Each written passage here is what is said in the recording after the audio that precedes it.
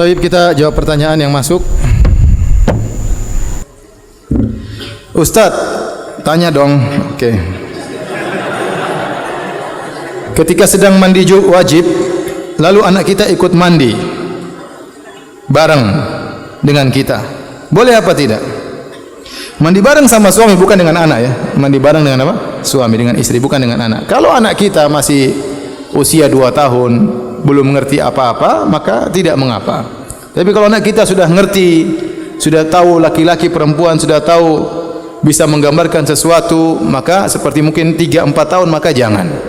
Ya, meskipun secara hukum tidak haram, tetapi kita mengajar adab kepada anak. Anak tersebut melihat kemaluan orang tuanya, mungkin dia cerita sama orang, dia ngobrol sama temannya, kita nggak tahu ya. Dan kita ajarkan rasa malu kepada anak kita ya. Oleh karenanya kalau anak kita masih 2 tahun ke bawah, maka tidak mengapa kita mandi bareng sama anak kita. Tapi kalau sudah 4 tahun, sudah 5 tahun, sudah paham, maka jangan.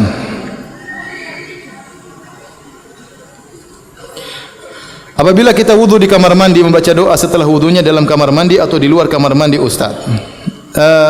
Kalau kamar mandi tersebut besar seperti di sebagian rumah, toiletnya sendiri, buat airnya, buang airnya sendiri, terus buat mandinya sendiri, nggak ada masalah.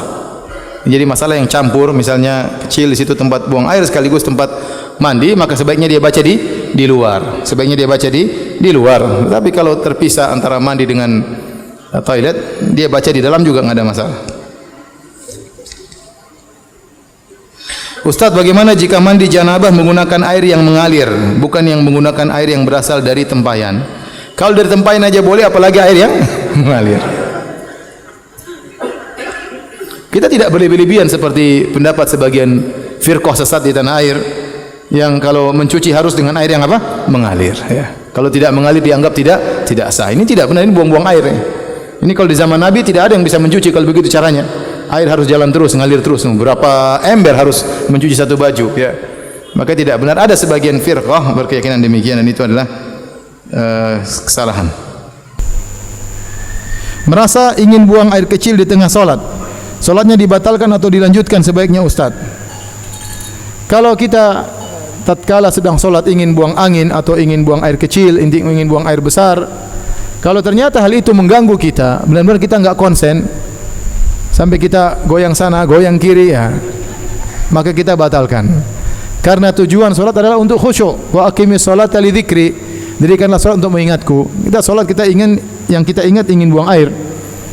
Akhirnya kita, imamnya kok lama, padahal imamnya enggak lama. Cuma kita merasa kelamaan, ini imam kok lama sekali, padahal enggak lama dia. Akhirnya kita gelisah-gelisah. Maka kalau kondisi seperti ini, maka hendaknya batalkan. Dapat pahala Anda batal. Dapat pahala Anda membatalkan, karena Nabi yang suruh. Ya, la salata li hadrati ta'am wala wa huwa yudafiul akhbathan. Tidak ada salat tatkala seorang sedang menahan, ya, buang air atau buang angin, ya, tidak boleh. Tetapi kalau itu ringan, tidak mengganggu salatnya, hanya rasa sedikit tidak mengganggu, maka tidak mengapa. Maka tidak mengapa.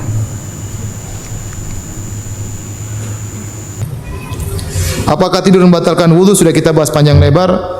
Tidur yang batalkan adalah tidur yang membuat kita mimpi, lupa, sehingga tidak sadar apa di samping kita. Seandainya kita pegang HP kita jatuh, kita enggak bangun.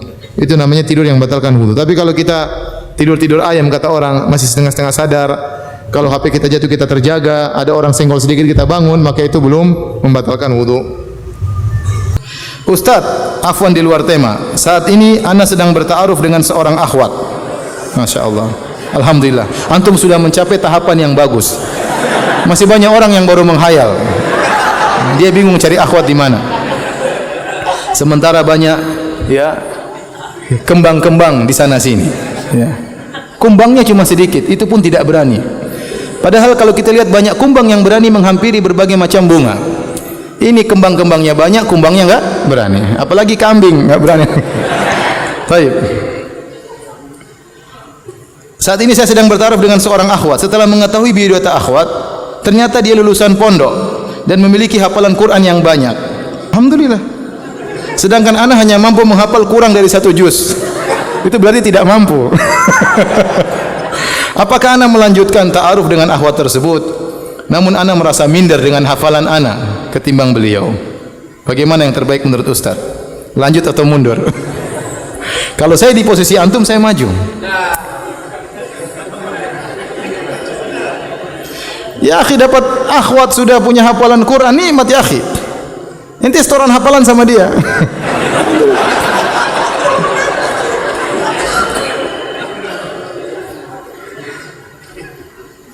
Terus Anda mau cari akhwat yang enggak punya hafalan supaya Anda merasa alim di hadapan dia.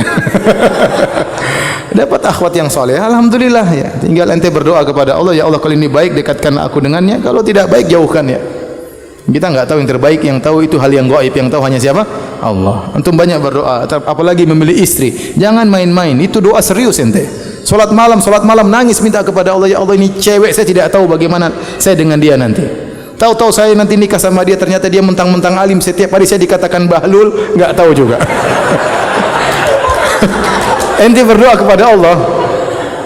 Tapi akhwat salihah itu memang dicari, akhwat salihah itu dicari, kata Nabi sallallahu alaihi wasallam, fadhfar bidzatid din taribat yadak. Ya, carilah yang beragama, kalau tidak kau akan merugi. Merugi seperti orang yang meletakkan tangannya di tanah, tidak merugi. Oleh karenanya berdoa kepada Allah dan menangis minta kepada Allah, ya Allah kalau ini memang baik bagiku, dekatkanlah aku dengannya, dekatkanlah dia denganku. Kalau tidak baik untuk masa depanku, salat istikharah, maka jauhkanlah aku, gantilah dengan yang lebih cantik. Baik, pertanyaan berikutnya, Ustaz, apabila kita mandi wajib dengan wudu terlebih dahulu di awal, lalu di tengah-tengah mandi kita buang air membersihkan kemaluan, apa kita wajib wudu kembali di akhir mandi? Iya, kalau kita sudah selesai mandi baru kemudian kita buang air, berarti proses mandi sudah selesai. Berarti kita buang air berarti batal, ya tinggal wudu saja, tidak usah mandi lagi. Tapi kalau di tengah-tengah kita lagi berwudu, belum mulai mandi, kemudian batal, ya kita wudu lagi. Kalau enggak wudu ya mandi tetap sah. Tetapi ada sunnah yang kita tinggalkan. Itu sunnah apa? Wudu. Sunnah wudu. Saya ulangi, kalau seorang sedang mandi, kemudian dia sudah selesai mandi, kemudian dia buang air, ya berarti harus wudu lagi. Berarti dia tidak suci lagi, dia batal. Tapi kalau di tengah proses mandi, mandinya belum selesai, kemudian ternyata dia batal, maka dia mandi lagi, kemudian dia niatkan mandi lagi, maka sudah sah, tidak perlu wudu lagi, karena wudu tidak apa? Tidak wajib dalam mandi.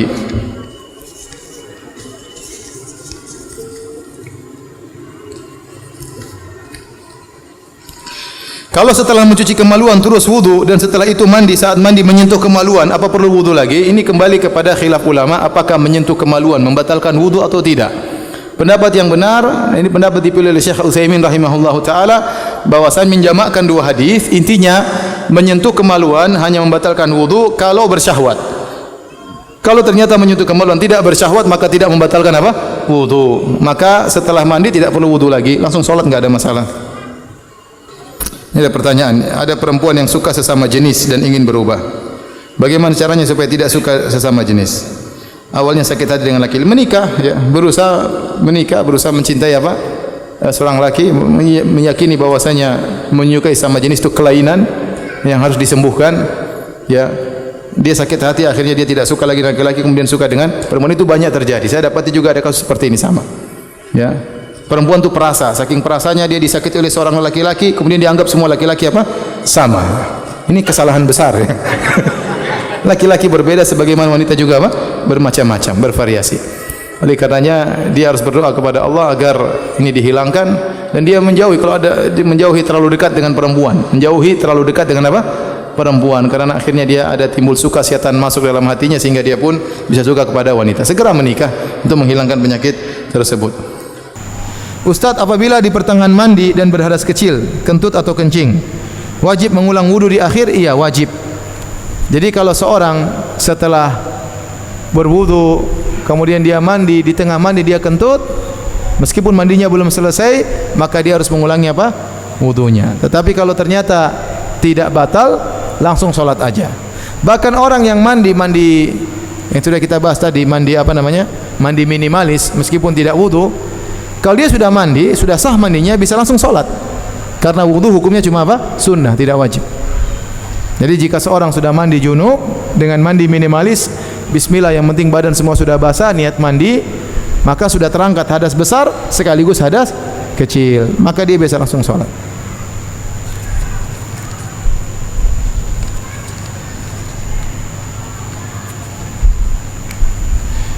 Ustaz, setelah solat isya berjamaah di masjid, bolehkah solat isya kembali di rumah berjamaah mengimami istri? Tidak perlu, istri biar solat sendiri, nggak apa-apa. Ya.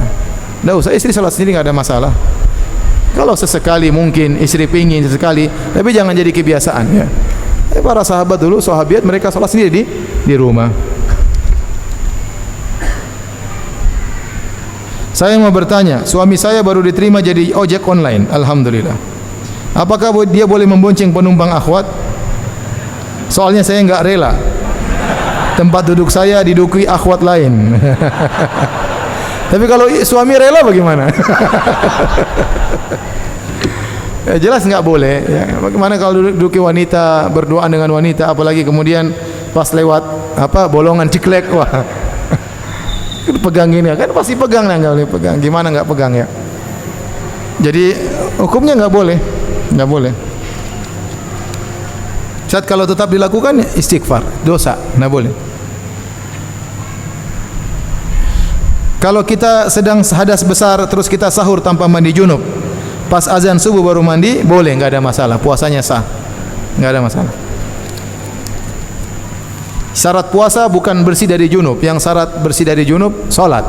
Jadi kalau pas azan subuh masih junub enggak ada masalah. Makanya wanita yang haidnya bersih 5 menit sebelum azan subuh wajib puasa. Yang haidnya bersih 5 menit sebelum azan subuh wajib untuk apa? Puasa, karena dia sudah bersih. Batal tidak puasa kita pada siang hari, mimpi basah dan tidak keluar mani. Itu namanya mimpi kering. Kalau mimpi saja basah tidak batal, apalagi mimpinya apa? Kering. Apakah harus mandi junub? Enggak. Kalau ternyata tidak basah, tidak usah mandi junub. Seorang bermimpi dia berhubungan di dalam mimpinya tapi tidak basah, maka tidak mandi junub. Ummu Salamah dan meriwayatkan suatu hadis, ada seorang wanita bertanya kepada Nabi, ya Rasulullah, hal 'alal mar'ati min ghuslin idza hiya talamat? Ya Rasul, apakah wanita wajib mandi junub kalau dia mimpi basah? Kata Nabi, na'am idza ra'atil ma. Iya, wajib kalau dia lihat air keluar. Kalau ternyata tidak ada air yang keluar, maka tidak wajib mandi junub. Jadi kalau mimpi kering tidak harus mandi junub. Mimpi kering, mimpi basah tidak batalkan puasa. Yang batalkan puasa kalau basahnya tidak mimpi, itu baru batal puasa. Apa hukumnya mengelap sisa air wudu di wajah dengan handuk? Tadi sudah kita bahas. Boleh-boleh saja. Karena Nabi waktu habis mandi dia menggoyangkan tangan. Ustaz, bagaimana hukumnya setelah jima langsung tidur, tidak berwudu dulu? Hukumnya tidak mengapa, tapi sunnahnya seorang berwudu sebelum tidur. Jika dia tidak bisa mandi junub, dia berwudu. Tapi kalau dia langsung tidur karena saking ngantuknya, letih, tidak apa-apa. Ustaz, apakah boleh menikahi perempuan yang sudah pernah berzina selama ia pacaran 3 tahun dengan mantannya, akan tapi ia saat ini sudah bertobat dan sudah bermanhaj salaf insyaallah? Tidak mengapa kalau seorang wanita sudah bertobat, ya, dan betapa banyak orang terjerumus dalam kegelapan, dalam kenistaan, dalam kekufuran, dalam kesyirikan, masa lalu yang kelam, kemudian sudah bertobat, ya, kembali kepada manhaj yang benar, maka tidak mengapa, maka menikahi wanita yang sudah bertobat itu baik. Ustaz, mohon maaf di luar tema. Bagaimana menasihati istri yang selalu berkata kasar dan merendahkan suami? Masya Allah. Padahal semua kebutuhan sudah dipenuhi. Sekali-sekali jangan dipenuhi. Iya, tidak apa-apa. Kalau dia membangkang, tidak taat, sekali-sekali taat, tidak jadi masalah. Terkadang kita terlalu longgar sama istri, istri tidak menghargai kita. Ya, ternyata istri macam-macam. Ada istri yang soleh, semakin kita kasih, dia semakin taat, semakin sayang, ada seperti itu. Ada yang kita kasih, kita seakan-akan dia yang kerja, bukan kita yang kerja. Kita enggak dihargai, dianggap sebagai babu untuk apa? Cari uang buat dia, sebagai pekerja. Ada uang yang abang disayang, enggak ada uang abang ditonjok, ya.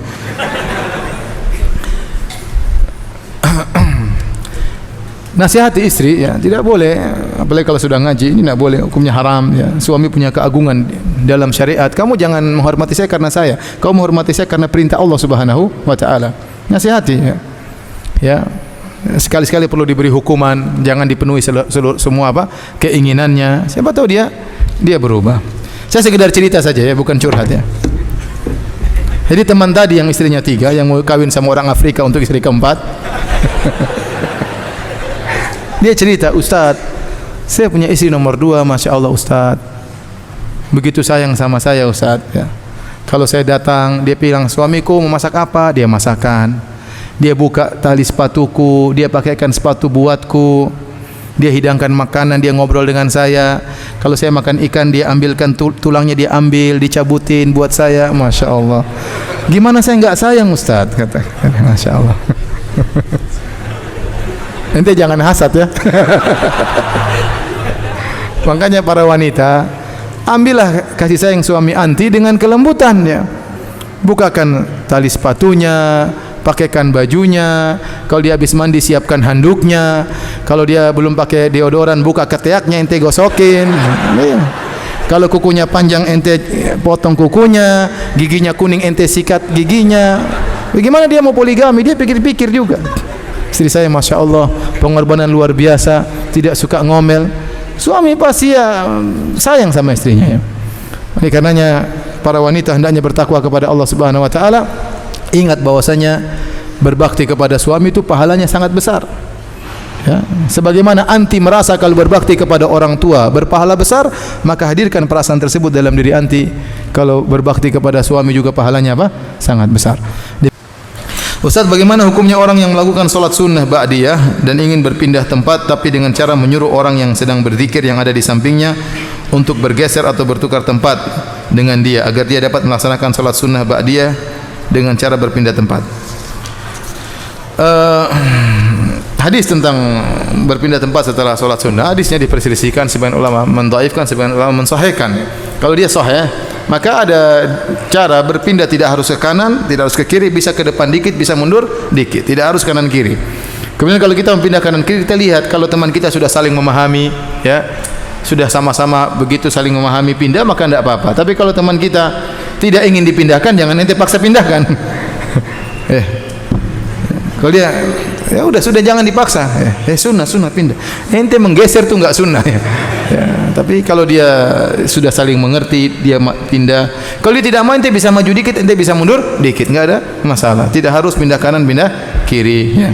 Saya sering sampaikan bahwasanya ini di Masjid Nabawi tidak diterapkan, ya, tidak diterapkan hal ini. Mereka biasanya sholat sunnah di tempat mereka sholat. Tetapi bagi yang mensahihkan hadis ini, maka silakan diterapkan dengan tetap menghargai sunnah yang lain, yaitu orang yang sudah punya tempat, dia lebih utama untuk menempati tempat tersebut. Tidak punya hak kita untuk memindahkan dia, kecuali saling mengerti, tidak ada masalah. Ini tadi ada orang bikin surat panjang, intinya minta maaf kepada saya bilang saya maafkan, ya.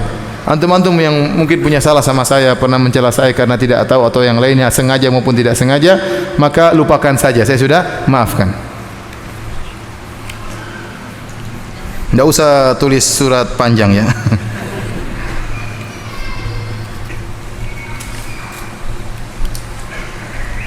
Ana berhubungan dengan istri ana dalam keadaan suci. Kemudian setelah selesai ada darah di kemaluan ana, bertanda istri sedang haid. Apa yang harus kami lakukan, ya Ustaz? Apakah kami berdosa? Jawabannya tidak. Yang penting waktu antum menjimai, antum yakin dia masih dalam kondisi apa? Bersih. Artinya hukum asalnya dia bersih. Ya, setelah antum berhubungan ternyata ada darah, maka itu tidak ketahuan antum tidak tahu, maka antum tidak berdosa, ya. Ya, kecuali kalau antum tahu dia dalam kondisi haid, antum nekat, maka itu yang salah, ya. Ustaz, bolehkah seorang wanita mandi junub tanpa keramas? Karena istri menolak berhubungan dengan alasan badan masuk angin karena sering keramas. Bapak-bapak, bertakwalah kepada Allah, ya. Lihat situasi kondisi istri, ya. Jadi rambut harus diguyurkan, ya. Nabi SAW tadi mengguyurkan air di atas apa? Rambutnya. Tetapi tidak harus keramas pakai sampo. Tapi rambut basah, kepala harus apa? Basah tadi, kulit kepala harus basah. Tapi tidak harus pakai sampo. Tidak harus pakai sampo. Kalau pakai sampo ternyata bikin masuk angin, enggak usah pakai sampo ya.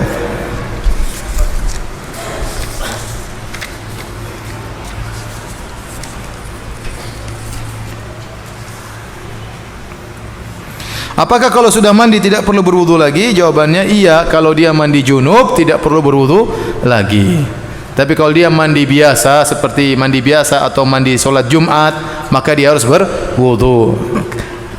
Mandi yang mengangkat hadas besar maka tidak perlu berwudu lagi, seperti mandi janabah atau mandi dari bersih dari haid. Maka sudah mandi tidak perlu berwudu lagi, langsung solat boleh. Apabila seorang dalam kondisi junub lalu dia meninggal dunia, apakah dia meninggal dalam keadaan berdosa? Jawabannya tidak ya. Junub bukan dosa ya. Ya, junub bukan apa? Dosa, dan seorang boleh menunda ya mandi junub, tidak ada masalah. Jika seorang meninggal dalam kondisi junub maka dia tidak berdosa, kecuali junubnya karena dosa, ya itu baru berdosa. Dia berzina misalnya ya. Tapi kalau tidak maka tidak mengapa.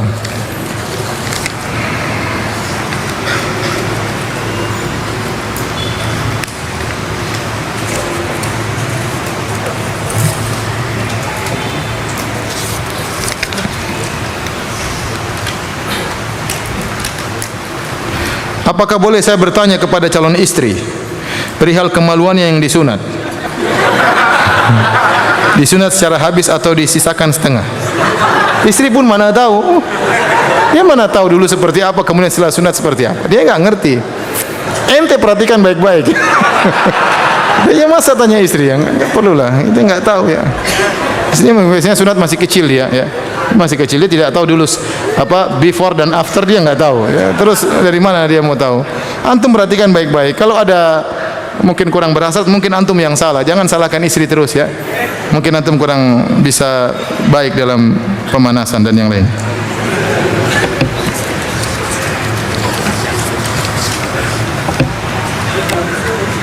Jadi ikhwan, bagaimanapun wanita tidak disunat, tetap hasratnya tidak sama dengan lelaki. Lelaki itu hasratnya sangat cepat bergejolak, tidak sama dengan wanita ya. Ya. Oleh karenanya Nabi mengatakan jika seorang melihat ya, wanita dari depan seperti setan, dari belakang seperti setan, artinya dihiasi oleh setan. Jika dia melihat sesuatu yang menggerakkan hatinya, segera pulang ke istrinya. Menunjukkan lelaki itu hasratnya cepat bergerak ya, cepat bergerak. Wanita tidak demikian. Wanita tidak demikian.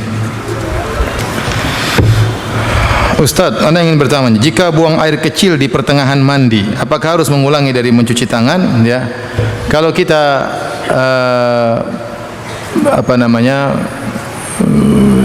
buang air kecil di tengah pertengahan mandi junub kita belum selesai, kita lanjutkan, mandi junub kita sah, tetapi wudu kita batal.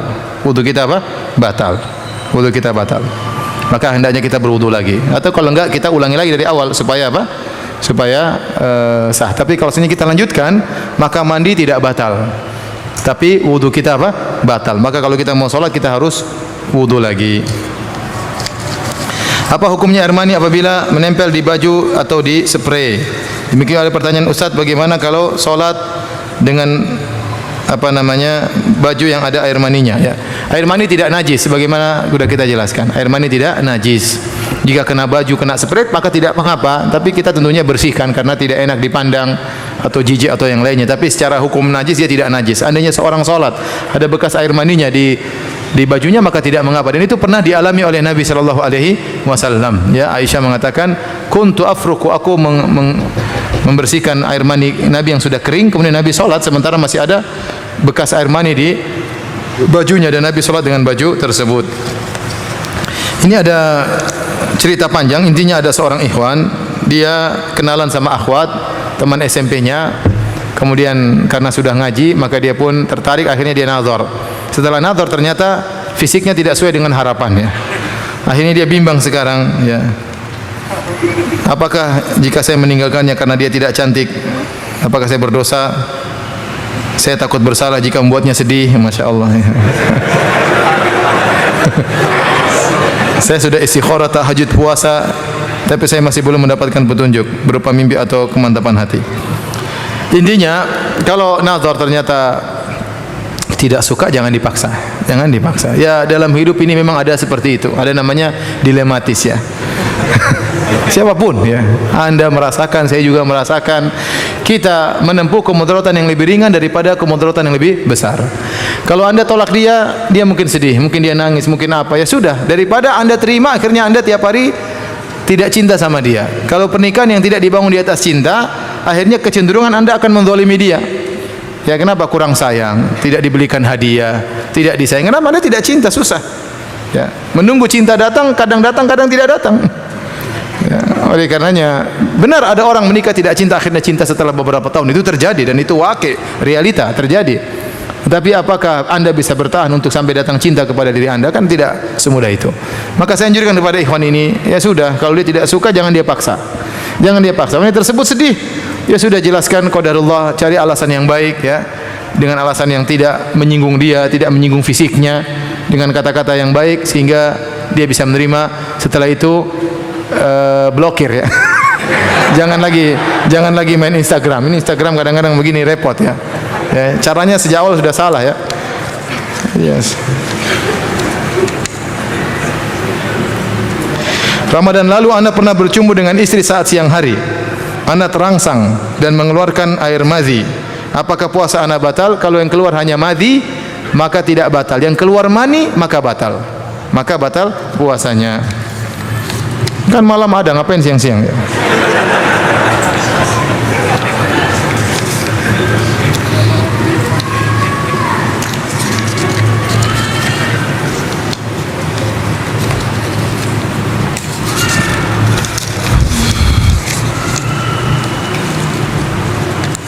Apakah sering mimpi berhubungan badan setelah salah satu ciri-ciri terkena sihir?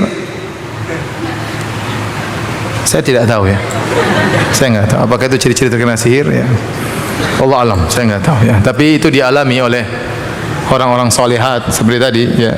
Ummu Sulaim mimpi juga ya. Bukan cuma kita orang soleh juga mengalami hal demikian. Yang terakhir pembahasan tentang apakah orang junub boleh baca Al-Quran. Maka ini ada khilaf, namun 4 mazhab ya, mazhab Maliki, Hambali, Syafi'i dan Hanafi mengatakan orang junub tidak boleh baca Al-Quran. Ada hadis dari Ali bin Abi Thalib, beliau mengatakan wa kana yahjabu la yahjubuhu min al-Qur'ani syai'un ya ghairul junub. Bahwasanya Nabi SAW tidak pernah terhalangi dari membaca Al-Quran kecuali karena junub. Tapi hadis ini dhaif. Hadis ini datang dalam beberapa riwayat tapi semuanya dhaif ya. Meskipun dhaifnya tidak parah ya, tetapi hadisnya dhaif. Sehingga mazhab Dhahiriyah mengatakan tidak mengapa baca Quran bagi orang yang junub. Namun telah datang dari 5 sahabat yang menunjukkan bahwasanya tidak boleh orang junub baca Al-Quran. Di antaranya dari Umar bin Khattab, dari Ali bin Abi Thalib, dari Ibnu Mas'ud dan dari sahabat yang lain yang menunjukkan bahwasanya orang junub tidak boleh baca Al-Quran. Oleh karenanya lebih hati-hati kita berpendapat dengan mazhab jumhur ulama 4 mazhab bahwasanya orang junub tidak boleh baca Al-Quran. Beda dengan orang yang tidak berwudu. Kalau tidak berwudu boleh baca Quran ya, hadas kecil. Tapi kalau hadas besar seperti junub maka tidak boleh baca Al-Quran ya. Berbeda dengan haid. Kalau haid boleh baca Al-Quran ya. Bolehkah wudu hanya dengan disiram tanpa diusap? Makna dari jadi ada namanya al-ghusl, ada namanya al-ghusl, ada namanya ad-dalk. Ad-dalk itu menggosok, itu lebih tinggi daripada sekedar al-ghusl. Sekedar al-ghusl. Jadi kalau al-ghusl itu ada aliran air, Jadi seandainya seorang berwudu cuma nyalakan air terus diginikan aja yang penting kena semua, maka sudah sah wudunya. Karena Allah mengatakan faksilu wujuhakum wa aydiyakum ilal marafiqi wamsahu bi ru'usikum wa arjulakum. Misalnya seorang berwudu kemudian kaki dia malas untuk gosok-gosok, dia kasih begini aja, airnya ngalir, sah. Sunnahnya dia gosok, kemudian dia sela-sela jarinya. Tapi kalau dia airnya jadi gini, airnya jalan terus, maka sudah sah, sudah dikatakan dia mencuci kakinya. Itu bedanya. Jadi al-ghusl itu ada aliran air.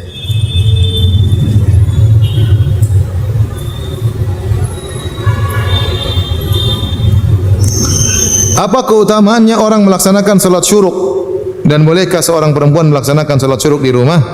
Salat syuruk ini termasuk hadis-hadis yang diperselisihkan oleh para ulama ya. Hadisnya datang dari beberapa sahabat, kalau nggak salah dari Ibnu Umar, dari Anas, yang jadi patokan dari Anas, dari Ibnu Umar, dari Abu Umamah, dari beberapa sahabat. Tetapi semua hadisnya semuanya bermasalah, semuanya dhaif, ada rawi yang bermasalah. Maka dari sini para ulama beristihad, sebenarnya memandang hadis-hadis ini menjadi derajat hasan tentang seorang yang duduk di masjid menunggu sampai syuruk, setelah itu dia salat 2 rakaat, maka dapat pahala seperti pahala umrah ya, yang sempurna, atau pahala haji yang sempurna. Hadisnya datang dalam banyak jalur, tetapi semuanya lemah. Semuanya lemah. Nah, sebagian ulama berpendapat meskipun lemah, tapi karena banyak, yartaqi ila darajatil hasan. Maka naiklah yang lemah-lemah itu menjadi derajat yang hasan, namanya hasan li ghairihi. Hasan bukan karena zatnya, tapi hasan karena digabungkan dengan jalur-jalur yang lain. Dan ini yang dilakukan oleh Syekh Albani rahimahullahu taala, dan sebelumnya oleh Ibnu Hajar Al-Asqalani rahimahullahu taala, mereka menghasankan hadis ini. Sebagian ulama mendhaifkan hadis ini ya. Namun apakah terlepas hadis itu? Ya, ada yang mengatakan hadisnya dhaif karena meskipun banyak jalurnya, tetapi rata-rata hadisnya dhaif jiddan. Dhaifnya berat. Dan kalau hadis sudah dihukumi dhaif jiddan, tidak mungkin naik kepada derajat hasan. Dia hanya bisa naik kepada derajat hasan kalau dha'fan yasiran, kalau dhaifnya ringan.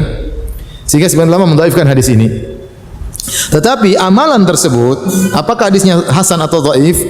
Amalan seorang salat subuh, kemudian duduk di masjid berzikir sampai matahari terbit, itu sunnah Nabi sallallahu alaihi wasallam. Nabi begitu. Nabi sallallahu alaihi wasallam setelah salat subuh, dia tinggal di masjid, dia berzikir sampai terbit matahari ya. Kemudian silakan mau salat duha, silakan. Yang jadi permasalahan adalah rangkaian amalan ini mengakibatkan mendapatkan pahala umrah. Ini yang diperselisihkan oleh para ulama tentang kehasanan hadis ini. Tetapi amalannya dianjurkan ya. Tanpa hadis ini pun sudah jelas Nabi demikian kegiatan sehari-harinya. Maka jika seorang laki kemudian ke masjid, kemudian duduk, kemudian berzikir sampai petang ya, maka itu baik ya. Kemudian dia lanjutkan dengan salat duha yang dinamakan dengan salat syuruk, karena salat syuruk itu awal dari salat apa? Duha, maka ini yang terbaik ya. Terlepas hadisnya hasan atau tidak, tapi itu sunnah Nabi sallallahu alaihi wasallam. Adapun wanita ya, apakah disamakan dengan laki-laki? Kita bilang wanita yang terbaik salat di rumah daripada di masjid, dan dianjurkan ya untuk berzikir kepada Allah pagi dan petang. Kalau dia ingin zikir pagi menunggu duha, baik ya. Baik, tapi jangan sampai dia tinggalkan kewajiban ya. Ada kewajiban ngurus anak, ngurus suami ya. Ya, adapun zikir setelah pagi hukumnya sunnah, dia zikir secukupnya. Tapi kalau memang ternyata di rumah sendiri, anak-anak sudah pada gede, tidak ada di rumah, suami juga di masjid enggak pulang, ya udah dia zikir aja ya. Dia zikir aja. Ada seorang dia kerja jauh, perjalanan jauh, kemudian di pagi hari dia ingin mencumbui istrinya. Istrinya bilang, "Mas, saya lagi zikir pagi petang." Seperti begitu jangan, zikirnya berhenti dulu. Karena suami sekali-sekali juga tidak tiap hari juga minta jatah di pagi hari. Jadi istri dianjurkan juga, wanita secara umum juga untuk demikian, tapi lihat sikon, kalau ada kewajiban ditinggalkan maka jangan.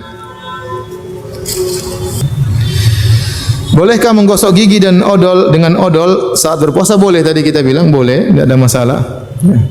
Adapun rasa yang tersisa dimaafkan, karena siwak juga ada rasanya. Siwak juga ada rasa min. Ya, kalau kita bersiwak ada rasa minnya. Ya, dan kita tidak berniat untuk makan ya. Kecuali ente ambil odol ente makan ya batal. Tapi kalau ente cuma buat gosok gigi, ente kumur-kumur keluarkan, yang tersisa dimaafkan. Dimaafkan dalam syariat. Sebagaimana kita boleh berwudu berkumur-kumur tatkala bulan Ramadan. Ustaz, bagaimana cara nazar yang baik dan benar? Apa saja yang dibicarakan saat nazar? Serta bolehkah memberi hadiah kepada akhwat tersebut saat nazar? Enggak apa-apa beli hadiah kan, namanya juga sedang cari perhatian, PDKT ya. Tapi kalau sudah kasih hadiah bukan berarti sudah boleh tukar-tukaran nomor HP, chatting-chattingan. Ini wanita belum apa-apa kita, sama dengan wanita yang lain. Tidak boleh kita ketawa ketiwi dengan dia, kemudian apalagi ketawa-ketiwi sambil timbul syahwat, tidak boleh. Dia sebagaimana wanita yang lain, tidak ada yang menghalalkan kita dengan dia, karena belum ada pernikahan. Mau tukar cincin kayak sebagaimana kebiasaan orang-orang kafir, yang itu tidak boleh. Mau kasih DP kah, mau kasih hadiah kah, tidak merubah status. Itu wanita tetap ajnabiyah, tidak halal bagi kita. Hanya menjadi halal kalau kita sudah akad nikah, ijab kabul, kasih mahar, baru halal ya. Selama belum demikian maka tidak boleh. Tapi kita bolehkah nazar berulang-ulang? Boleh, enggak ada masalah. Selama wanitanya setuju, boleh. Tapi kalau dia tidak setuju, terserah wanita tersebut. Ente tidak percaya sama saya, mengulang lagi nazar lagi. Tapi kalau setuju enggak ada masalah. Syaratnya bagaimana? Nazar wanita tersebut dia ditemani dengan mahramnya. Kakaknya kayak boleh ngobrol, terserah ngobrol apa, selama kakaknya ada di samping, selama orang tuanya ada di samping. Karena kalau tidak ada kakaknya, akan muncul syaitan menimbulkan syahwat di antara dua lelaki dan wanita tersebut. Ya, kata Nabi sallallahu alaihi wasallam, la yakhluwanna ar-rajulu bimra'atin illa kana syaitanu tsalitsahuma. Janganlah seorang laki berdua dengan wanita kecuali syaitan akan hadir di antara keduanya. Dalam rangka apa? Menggerakkan syahwat. Jangankan hadir, dari jauh saja video call itu bisa menimbulkan syahwat. Jangan enggak pakai video, pakai WhatsAppan saja itu setan bisa menggoda, apalagi berdua-duaan. Maka disyaratkan harus ada mahramnya duduk di sampingnya, sehingga lelaki tersebut malu kalau mau macam-macam. Ya, obrolan terserah. Mau ngobrol tentang kita ngukur kecerdasannya, ya. Coba kita bikin lucu, dia paham enggak? Jangan-jangan dia tidak ketawa. Ini susah nanti diajak bercanda kalau di rumah. Ya. Misalnya atau kita bicara tentang sesuatu, kita ingin, karena kita terkadang nikah ingin mencari teman ngobrol, bukan hanya sekedar kepuasan seksual, tapi terkadang teman bicara, teman ngobrol, ya. Kita jejaki, tidak ada masalah, boleh berulang-ulang dengan syarat ditemani oleh apa? Mahramnya. Wallahu alam bisawab. Sahkah wudu di empang seperti di kampung-kampung? Empang, hukum asal air adalah suci dan mensucikan, air yang alami. Ya, wa anzalna minas sama'i ma'an tahuran, kata Allah kami turunkan dari langit air yang tahur, suci dan mensucikan.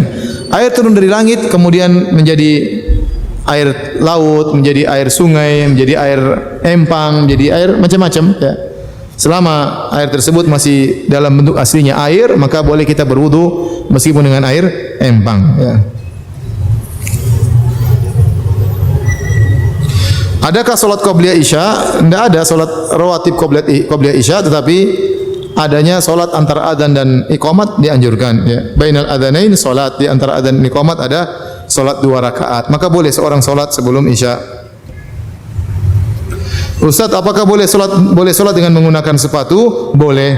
Bahkan dahulu Nabi menganjurkan salat pakai sepatu, karena orang-orang Nasara dulu mereka salat tanpa sepatu. Sekarang mereka ke gereja pakai apa? Sepatu. Sampai sekarang masih berlanjut. Makanya seperti kalau di Arab Saudi, tentara-tentara, polisi mereka salat pakai sepatu di Masjid Nabawi, enggak ada masalah. Ya, mereka salat sepatu mereka bersih, mereka masuk di masjid pakai sepatu. Ya, kalau kita keluar becek masuk sini ada repot, ya. Nanti Bang Pitung marah-marah. Lihat kondisi, seandainya masjid kita tanah, pakai sepatu enggak apa, tapi karpet. Ya, karpet khawatirnya kalau kita pakai sepatu jalan ke depan, wah itu ada jejaknya dan itu bisa menimbulkan bau dan macam-macamnya. Tetapi salat pakai sepatu, pakai sendal itu sunnah sebenarnya, jika kondisinya memungkinkan. Jika kondisinya memungkinkan. Apakah boleh salat menyandang senjata? Ini kayaknya yang nanya polisi nih. Boleh, enggak ada masalah. Boleh salat pegang apa? Senjata. Senjatanya disimpan, jangan maksudnya ya, yang wajar aja, ya. Biar tidak membuat orang takut.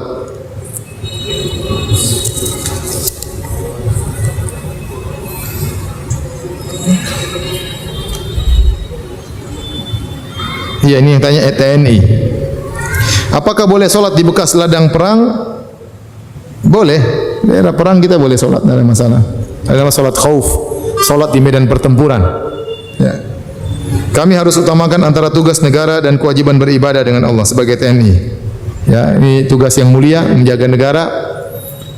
Niatkan karena Allah Subhanahu wa taala, karena negara ini negara yang diperjuangkan asalnya oleh umat Islam dan juga penduduknya mayoritas umat Islam, maka seorang paling tidak dia membela negara karena membela ya umat Islam secara khusus dan warga negara Indonesia secara umum. Keamanan dituntut. Keamanan adalah matlabun syar'i, ada tuntutan syariat. Maka jika seorang berusaha menimbulkan keamanan karena Allah Subhanahu wa taala, maka insyaallah dia berpahala. Kalau dia meninggal insyaallah mati syahid. Tapi jangan tinggalkan kewajiban terhadap Allah Subhanahu wa taala. Bagaimanapun kondisinya tetap salat. Kalau tidak memungkinkan di jamak ya. Kalau lagi safar salat bisa qasar dan jamak ya. Kalau tidak bisa bersuci ya, maka tayamum, tidak ada air. Tidak bisa tayamum, tidak bisa salat dalam kondisi apapun. Yang penting jangan tinggalkan salat. Tidak bisa salat dalam kondisi wajar, salat sambil berjalan, sambil berlari semampunya. Tanpa ruku, tanpa sujud tidak masalah. Jangan tinggalkan salat. Fa in khiftum farijalan aw rukbana. Jika kalian takut maka salat dalam kondisi berjalan atau dalam kondisi naik kendaraan. Apakah Habib itu juga dijamin surga? Enggak ya. Tidak ada ini jamin surga kecuali yang dijamin oleh Nabi sallallahu alaihi wasallam. Nabi tidak pernah menjamin keturunannya pasti masuk surga. Tidak pernah. Dan tidak ada dalil bahwasanya keturunan Nabi pasti masuk surga. Telah lalu pada zaman dahulu banyak keturunan Nabi, tidak semuanya baik ya. Contoh Nabi Nuh alaihissalam ada anaknya yang kafir. Contoh juga Nabi Ibrahim alaihissalam punya anak namanya Yakub. Yakub punya anak 12 orang, di antara Nabi Yusuf dan Binyamin, Yahuda dan yang lainnya. Yang 12 orang tersebut namanya Banu Israel. Dan Banu Israel semua Yahudi adalah Banu Israel. Dan kita tahu Banu Israel Yahudi ada yang baik, ada yang beriman dan banyak yang bejat. Padahal mereka semua keturunan Nabi Yakub alaihissalam. Demikian juga Nabi sallallahu alaihi wasallam. Nabi sallallahu alaihi wasallam berkata, "Ya Fatimah binta Muhammadin, salini mimma lima syi'ti la ugni anki minallahi syai'a." Wahai Fatimah putri Muhammad, mintalah harta dariku, aku akan berikan. Tapi aku tidak bisa menyelamatkan engkau dari Allah Subhanahu wa taala. Jadi tidak ada Nabi mengatakan keturunanku pasti masuk surga, itu enggak ada. Ya, kenyataannya keturunan Nabi juga bermacam-macam ya. Kita tahu sendiri kenyataan sekarang ya. Ada yang soleh, ada yang metal ya.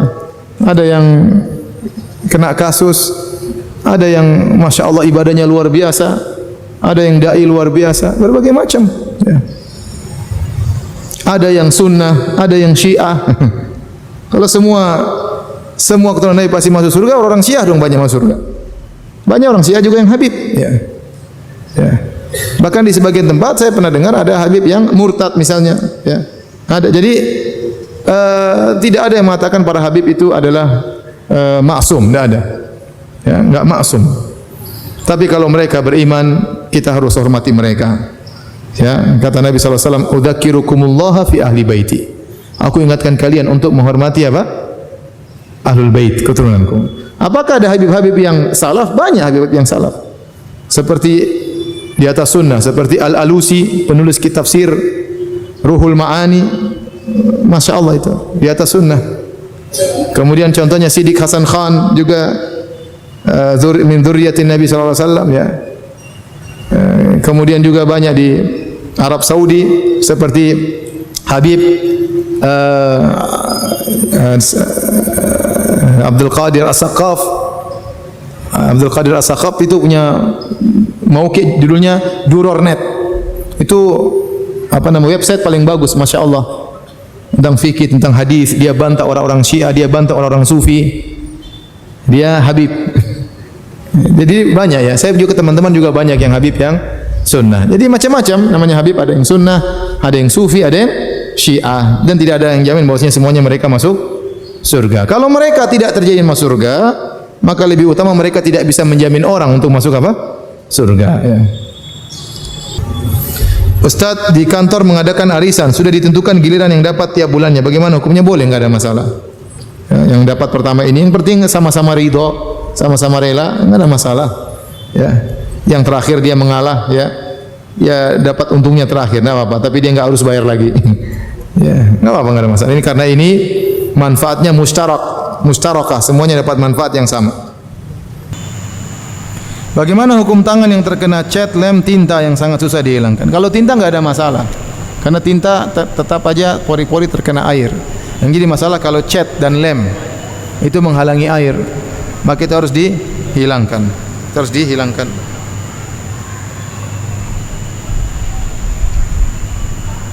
Jika di tubuh ada tato salib dan gambar Yesus, apakah boleh solat di masjid? Dia seorang mu'alaf bertanya ke saya, ke Ustaz. Ya.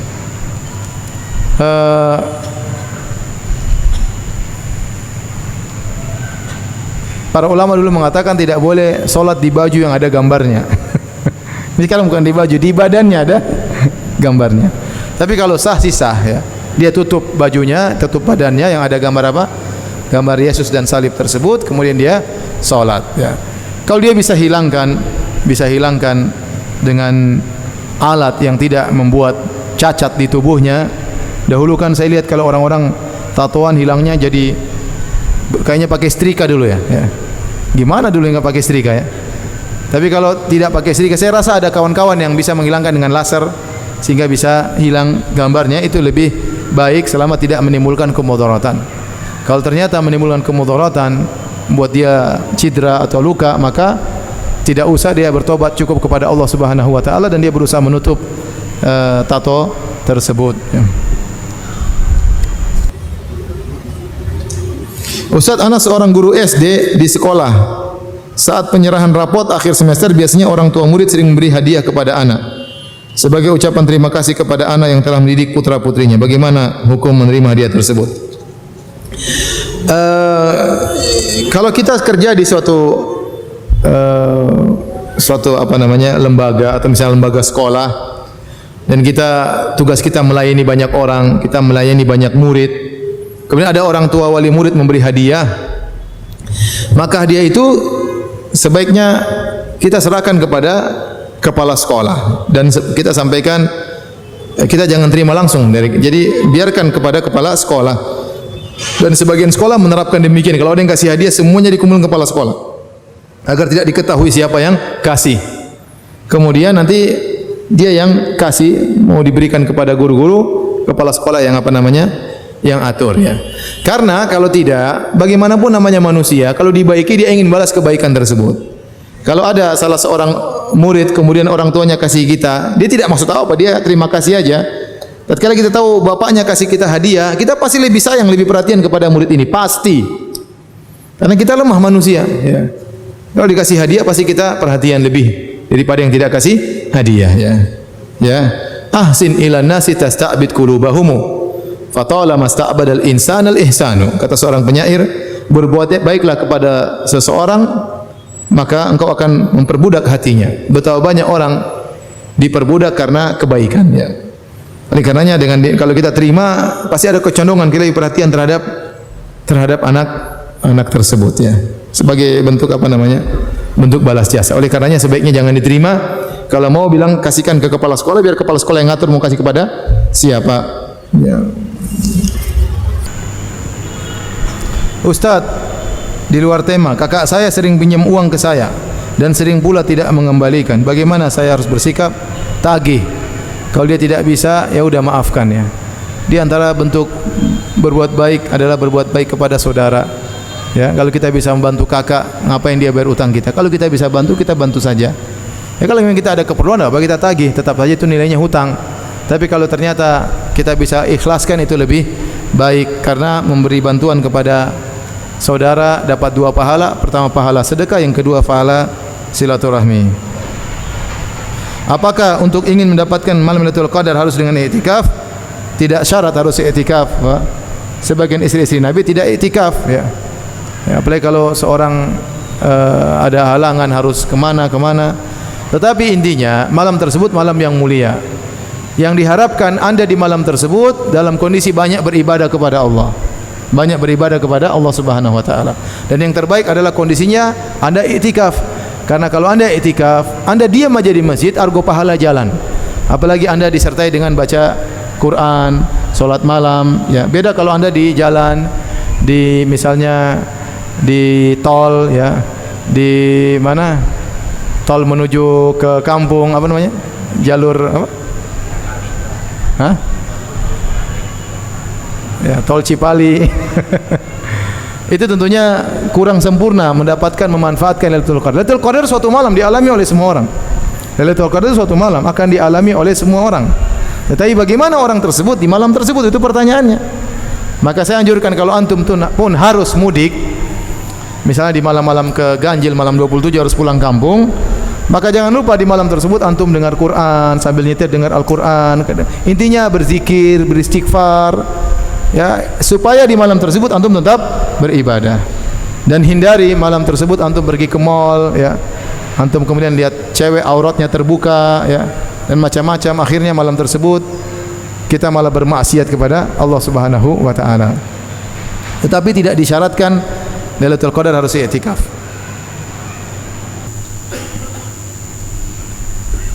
Apa hukumnya seorang anak kerja di laut berlayar tetapi tidak bisa khusyuk dalam beribadah dan ingin ikut kajian salaf serta ingin lebih dekat kepada Allah Subhanahu wa taala, tapi orang tua tidak setuju dengan keputusan anaknya? Keputusan anaknya apa? Saya ulangi. Ada seorang anak kerja di laut tetapi tidak bisa khusyuk dalam beribadah dan ingin ikut kajian salaf serta ingin lebih dekat kepada Allah, tapi orang tuanya tidak setuju dengan keputusan anaknya. Mungkin anaknya ingin berhenti, saya enggak tahu, ya, ingin berhenti dari berlayar. Orang tuanya tidak setuju. Saya bilang menyenangkan hati orang tua itu pahalanya besar selama masih memungkinkan. Kecuali memang sudah tidak memungkinkan, bertabrakan dengan syariat, membahayakan agama kita, maka tidak perlu taat kepada orang tua. Contoh, seorang bekerja berlayar, dia tahu kalau dia berlayar dia akan bergaul dengan cewek-cewek di situ, mungkin dia berzina, maka biar orang tua marah jangan berlayar. Tapi kalau dia berlayar, dia masih bisa menjaga diri, dia masih bisa kumpulkan video YouTube tentang ceramah-ceramah untuk dia dengar di kapal misalnya. Selama dia mampu untuk bisa menyenangkan hati orang tua dan tidak bermaksiat kepada Allah, maka dia usahakan menggabungkan keduanya. Tetapi kalau ternyata orang tuanya memaksa dia untuk tetap berlayar, sementara dalam pelayaran dia tidak bisa menahan dirinya, ya, berbagai macam ujian, namanya orang jauh, ya, akhirnya terjerumus dalam kemaksiatan, maka dia tinggalkan pekerjaan tersebut apapun perkataan orang tuanya. Tinggal dijelaskan dengan baik. Apakah Nabi memiliki anak dari Aisyah? Nabi tidak memiliki anak sallallahu alaihi wasallam kecuali dari Khadijah dan Maria. Adapun Khadijah, maka pernikahan Nabi dengan Khadijah melahirkan 6 orang anak, yaitu Abdullah dan Qasim dan Abdullah laki-laki, tapi keduanya meninggal sebelum Nabi menjadi seorang nabi. Yang lainnya adalah Zainab, kemudian Ruqayyah, kemudian Ummu Kulthum, kemudian Fatimah. Waktu Nabi sallallahu alaihi wasallam meninggal dunia, semua anak-anaknya meninggal tatkala Nabi masih hidup, kecuali Fatimah. Nabi sudah meninggal, Fatimah masih hidup. Adapun dari Maria Al-Qibtiyah, maka Nabi lahir seorang anak yang bernama Ibrahim yang juga meninggal dunia. Ustaz, di bulan Ramadan setan semua dibelenggu, tapi masih banyak manusia yang melakukan maksiat. Pertanyaannya, setan bagaimana yang dibelenggu? Dalam riwayat kata Nabi sallallahu alaihi wasallam, sulsilat maradatu sayatin. Maradah, al-maradah itu setan-setan gembong, bukan setan-setan keroco. Jadi yang keroco masih berkeliaran. Jadi kalau ada orang masih bermaksiat bulan Ramadan, berarti imannya keroco. Dia diganggu setan keroco aja dia KO, ya. Ketahuilah maksiat terjadi dengan dua sebab. Pertama sebab eksternal dan kedua sebab internal. Sebab eksternal dia itu gangguan dari setan, gangguan dari luar, dari orang-orang buruk, orang-orang tukang maksiat ngajak kita bisa tergoda, akhirnya kita bermaksiat. Yang kedua, faktor internal, diri kita juga buruk, ya. Makanya di antara doa Nabi, wa na'udzubika min syururi anfusina, kami berlindung kepada Engkau dari keburukan jiwa-jiwa kami. Kita punya keburukan juga, kita punya keburukan. Bisa jadi seorang, ya, ada nafsun ammaratun bisu, ya, nafsu yang jiwa yang mengajak kepada keburukan, yang selalu menyuruh membisikkan keburukan. Nah, bisa jadi jiwa seorang sudah tertempa berbulan-bulan oleh syaitan, diajari bagaimana cara bermaksiat sampai jiwa tersebut, ya, benar-benar sudah candu terhadap maksiat. Begitu setannya libur, dia sudah jalan sendiri, meskipun setannya sedang cuti, ya. Jadi tetap saja bisa terjadi maksiat meskipun di bulan Ramadan, namun kita akui maksiat tersebut berkurang. Sampai para pezina saja terkadang libur, ya, kurangi, ya. Orang minum khamar, kurangi minum khamarnya. Orang judi, kurangi judinya, meskipun mereka masih main judi, ya. Tetapi maksiat memang berkurang karena setan dibelenggu, ya. Adapun orang-orang kafir misalnya kemudian minum khamar zina di bulan Ramadan, itu mereka sudah setan sendiri ya. Tidak perlu lagi diajari sama apa? Setan. Karena setan ada syayatinal insi wal jinni. Ada setan jin dan setan apa? Manusia. Ustaz, bolehkah wanita yang belum menikah mengikuti i'tikaf? Boleh, gadis boleh i'tikaf, tidak ada masalah, tidak larangan, tetapi jaga diri. Cari masjid yang benar-benar terpisah benar antara wanita dan laki-laki. Cari masjid yang dibikin lebih aman, yang WC-nya, toiletnya pisah. Jadi tidak ada lalu lalang di antara laki-laki dengan perempuan. Misalnya lantai 1 laki-laki, lantai 2 perempuan tutup. Pas seperti ini kan masih bisa nengok-nengok ini. Apa mizanin ya. Tapi kalau yang tertutup itu lebih baik ya. Berusaha seperti ini, perempuan WC-nya sebelah sana misalnya, laki-laki itu lebih baik seperti itu. Cari masjid yang seperti itu lebih aman. Ana minta motivasi untuk menghafal Quran, dan waktu terbaik untuk menghafal Quran itu kapan ya Ustaz? Syukran. Hafal Quran ya, tentunya orang yang hafal Quran dia akan dimuliakan oleh Allah Subhanahu wa taala. Dia akan ditinggikan derajatnya oleh Allah Subhanahu wa taala. Dia akan dimudahkan untuk salat malam. Dia lebih semangat untuk sujud kepada Allah Subhanahu wa taala. Kenapa? Karena dia lebih banyak surat yang dia baca dalam salat-salatnya. Dan sungguh indah orang memurajaah Qur'annya dalam salat malamnya. Dan akan menambah iman kalau kita sudah banyak hafal Quran ya, kita salat lebih khusyuk karena kita hafal surat-surat tersebut. Kapan waktu terbaik untuk menghafal Quran? Ini metodenya beda-beda, masing orang punya metode sendiri-sendiri. Tapi secara umum, saya dulu pernah dinasihati, kalau hafal Quran, jangan di waktu sedang ngantuk, itu saja. Jangan di waktu sedang ngantuk. Ada yang mengatakan paling terbaik pada subuh, tapi ternyata pada subuh dia sambil ngantuk-ngantuk hafalnya, susah juga. Ya. Ada yang mengatakan pada asar, ya terserah masing-masing. Yang penting hafal. Ya. Metode banyak, tapi yang berhasil adalah yang mengulang-ulang. Yang berhasil adalah yang mengulang-ulang. Ada metode ini, metode A, metode B, metode C. Ada orang dengan metode tertentu, dia hafal sangat cepat, tapi dia juga cepat lupa. Al-Quran tidak mungkin bisa bertahan di kepala kita kecuali kita sering mengulang-ulangnya. Lahuwa asyaddu tafallutan minal ibili fi iquliha. Atau kama qala Nabi sallallahu alaihi wasallam. Kata Nabi sallallahu alaihi wasallam, ta'ahadu bil Quran.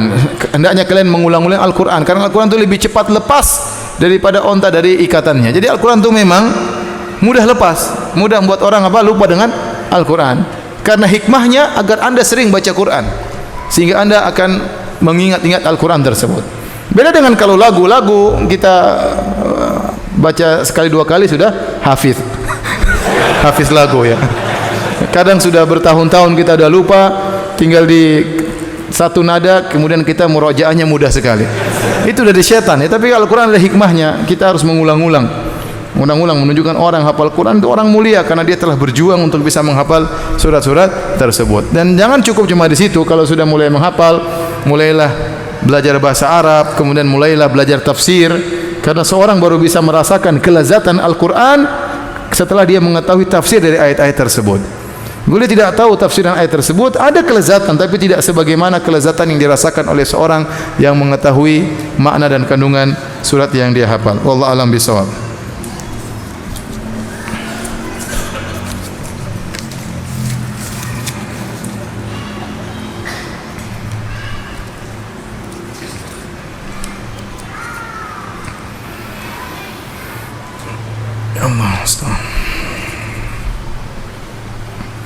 Kalau ada orang di sini bertanya, mengaku bermimpi ketemu Nabi sallallahu alaihi wasallam, kita bilang ya, kita tidak boleh dustakan ya. Tetapi itu tidak menunjukkan dia benar atau salah ya. Ya, tetap kita harus menilai amalan dia, perkataan dia sesuai dengan Al-Quran atau Sunnah atau tidak. Seorang mengaku bermimpi kepada Nabi tidak menjadikan kemudian dia di atas kebenaran. Dan terlalu banyak orang mengaku mimpi ketemu Nabi, bahkan bukan mimpi ketemu Nabi, lihat Nabi dalam kondisi terjaga.